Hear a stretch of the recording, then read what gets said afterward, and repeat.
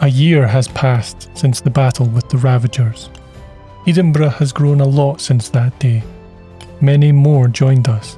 We learned new technology, we constructed new architecture, and Edinburgh endured. This quarry that you see here is not actually a quarry. We have grown so technologically capable that we are now laying plans for massive terraforming projects. But we'll come back to here. You'll want to know what happened that night. You'll also want to know what happened since then. As you can see, Kyle survived. He became infamously known as the Bait of Edenburgh for his tendency to use himself as a diversion in times of need. The Bait Tower here was built in his honour. I'll show you its design, but first let's go back to winter 1354.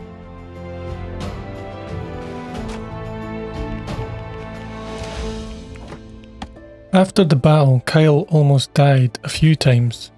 He got out of bed, perhaps to pray, and almost died again in the process. It seems he was bartering with all the gods known for his survival. And it worked.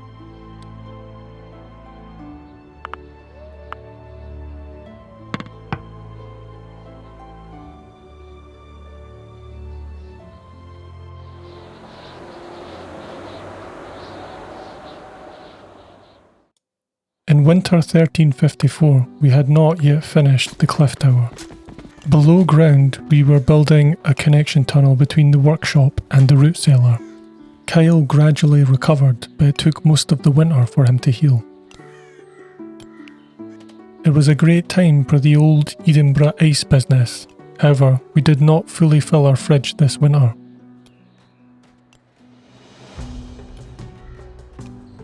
By the heart of the winter, we finished the cliff tower, vastly improving our defensive fortifications. Soon after, we began work on Bait Tower, which will offer a ladder to attackers as bait. Climbing ladders is slow, and they will be exposed to the trench tower while they climb.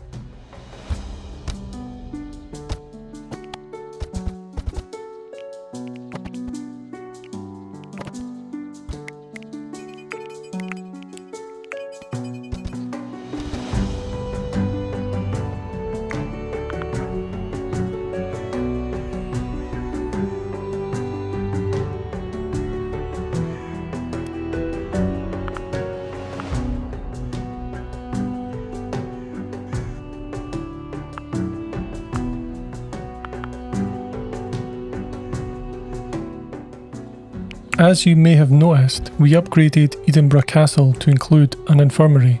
We then later added a top floor, which is a cartography room, and a small room that will be used to store perishable medicines for the infirmary. The snow began to melt. This also opened passage for our enemies. In spring 1354, the mountain bandits attempted to siege Edinburgh.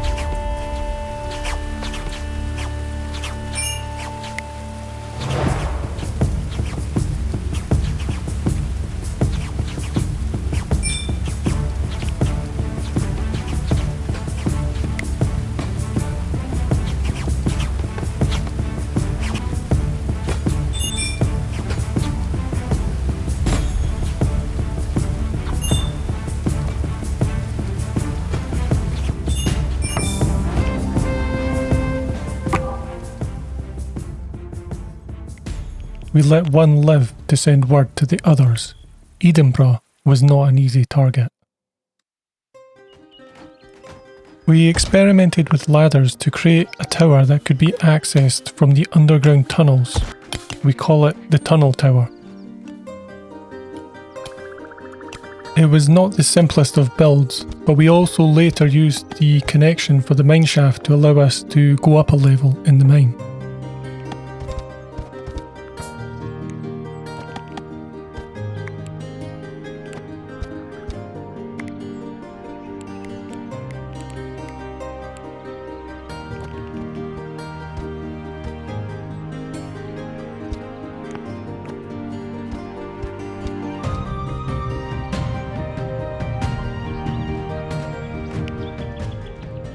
Over here we are building storage for the workshop. The workshop has been booming with production, as is the smelting.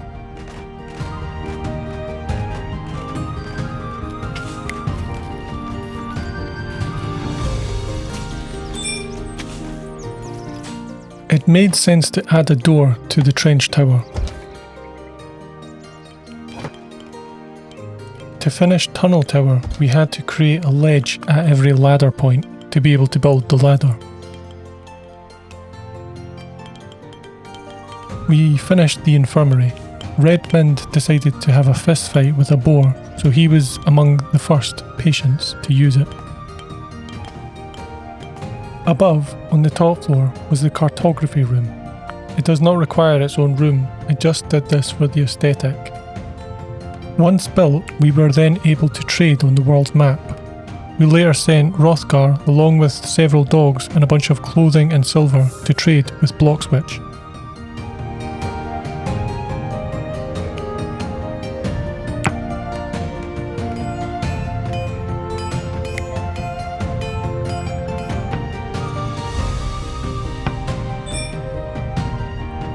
We'd used a lot of our silver making decorative chests in our rooms.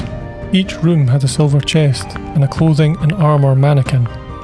This proves ample storage for our clothing, hats and armour. Remember, the copy and paste can save a lot of time.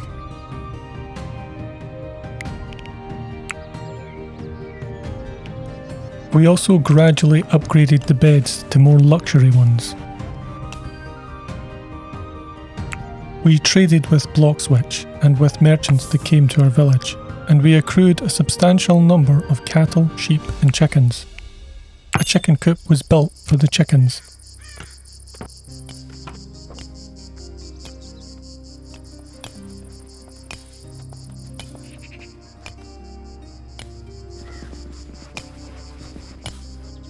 We dreamt softly in our luxury beds as our enemy marched through the night to meet us in the day. The forest bandits came for a rematch. Winner takes all, they said, as they always said.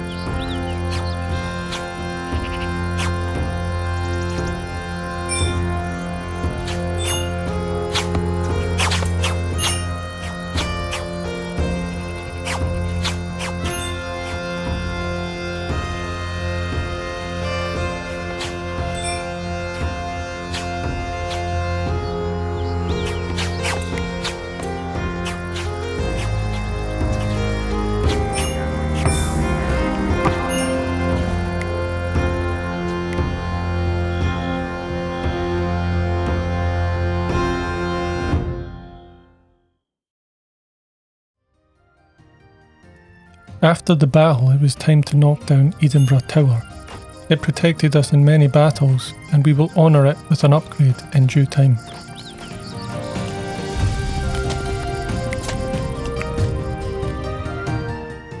Then Swetine joined us. This 100 kilogram inconspicuous carpenter was really more of an inspired archer, but the mining, carpentry and cooking interests were big bonuses. Swetine was being hunted by the Ravagers, so we would face them again soon.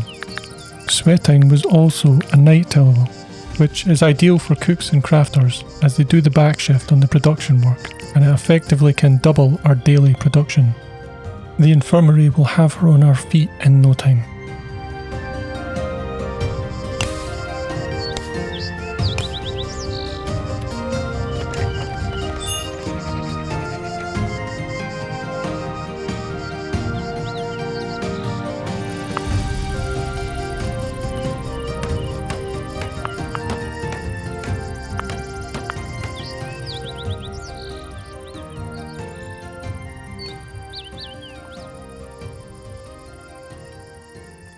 It didn't take the Ravagers long to regroup. The plump Swetine had attracted them, but knowing she was seeking refuge in Edenburgh will have motivated. They attacked our north, the most direct route to our trenches.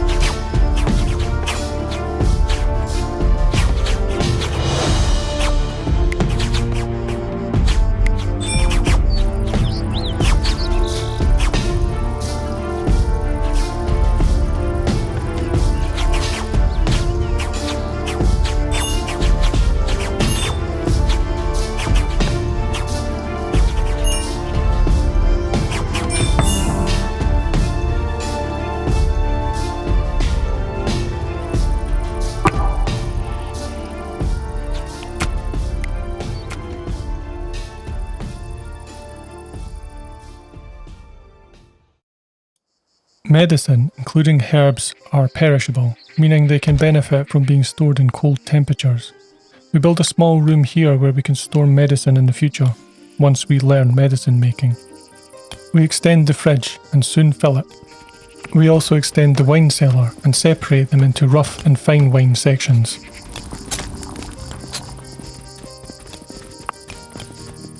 A corpse cave is made to stop bodies upsetting settlers and also to potentially bait animals like wolves into traps. A variety of extra walls, stairs and doors are added around the defensive area. Then, Geoffrey, the solitary monk, joins us. Geoffrey may one day become our champion knight and will fight in melee with our enemies. Once we can clad him up in steel armour, he'll also research for us. He is brawny, making him very able in melee, and the movement boost will be needed for when he is framed in metal.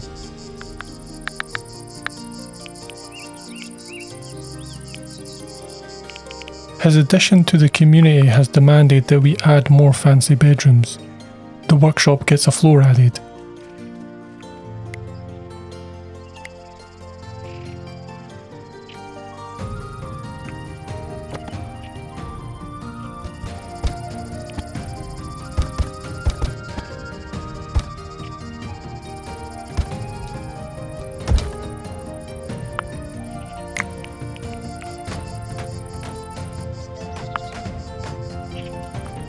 We learn crossbows and begin to replace shortbows with crossbows. Then we begin construction on the main gate. I say gate, but it's really just a fortified entrance.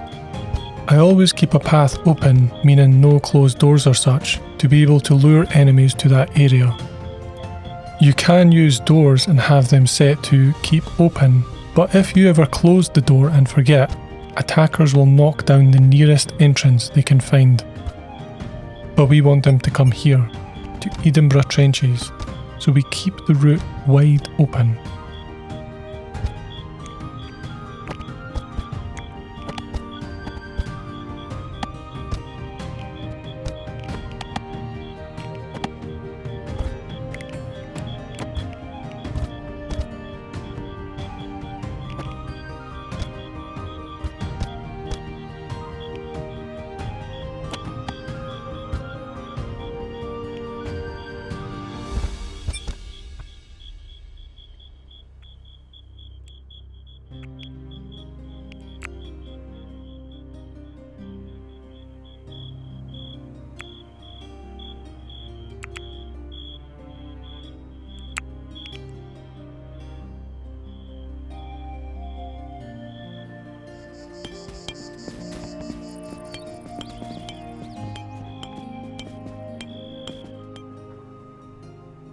That autumn, the mountain bandits were back.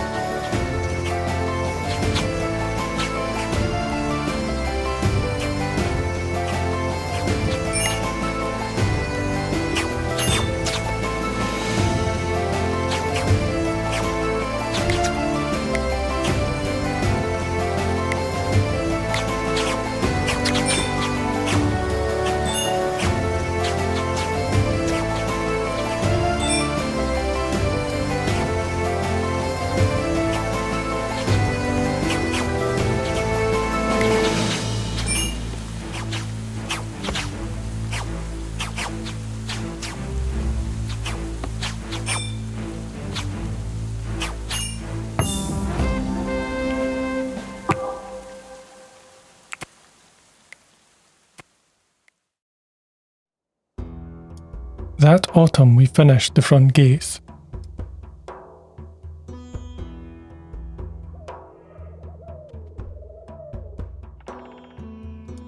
We furnished the workshop storage.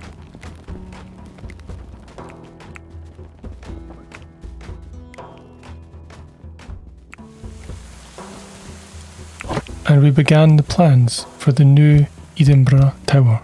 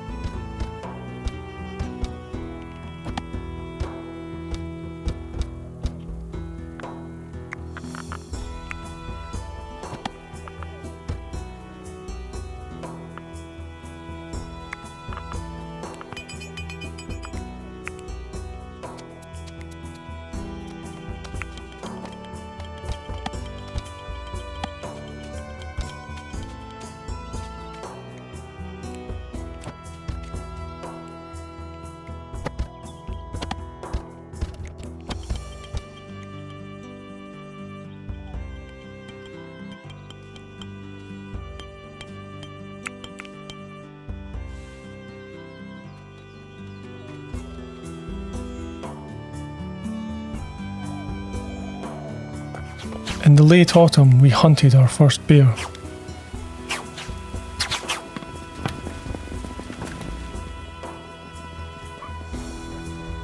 We made additional mining layers above and below for easy access to vast amounts of ore.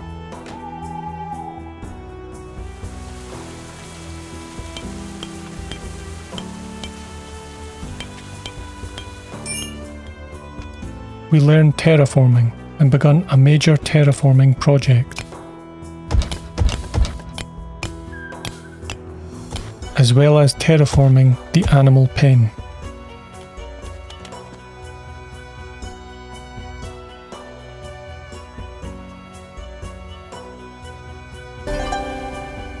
Then, Sigmund joined us. Edinburgh population was growing fast. Sigmund Briggs was a cheerful Franklin. His aspirations were limited, but we saw no reason to refuse his refuge. By accepting Sigmund, we would cross paths with the Church of the Third Coming, who were religious zealots. Edinburgh felt strong enough to stand against anyone. Sigmund was a vulnerable night owl. The night owl part was useful, but his vulnerability made his interest in melee an unlikely avenue for us to venture. We learned beekeeping and built some hives. It was already getting cold, so we had to use braziers to get productivity from them this autumn. The main benefit from hives was the beeswax, which allowed us to build candles. We'd also make ice here in the winter.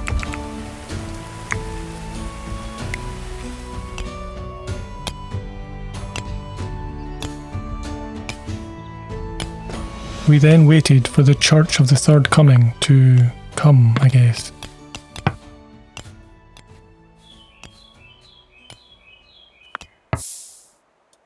These well-equipped lunatics would be our toughest challenge.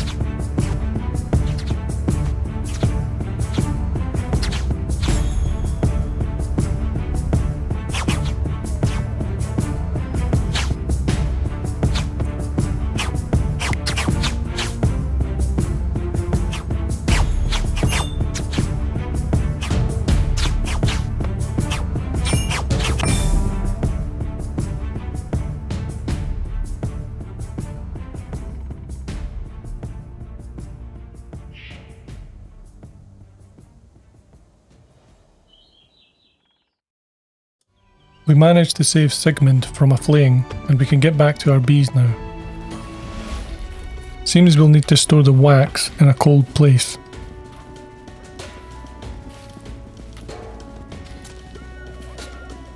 We finished the workshop exterior and we begin to furnish the inside. It's now winter 1355. We're keen to fill our fridge with ice. Kyle and Jeffrey share some tales of their battles. Our current major project is terraforming. We plan to upgrade the Oak Brethren Temple here. With the new bedrooms in the workshop, we can begin to convert more space into library. We just learned Research 3 and we can begin working on writing theses.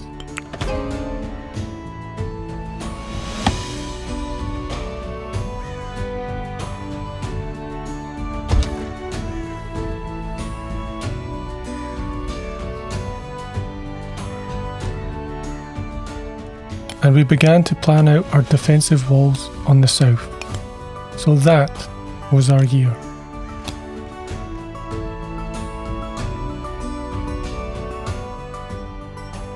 Edinburgh has started to become a defensive stronghold and a safe haven to the people.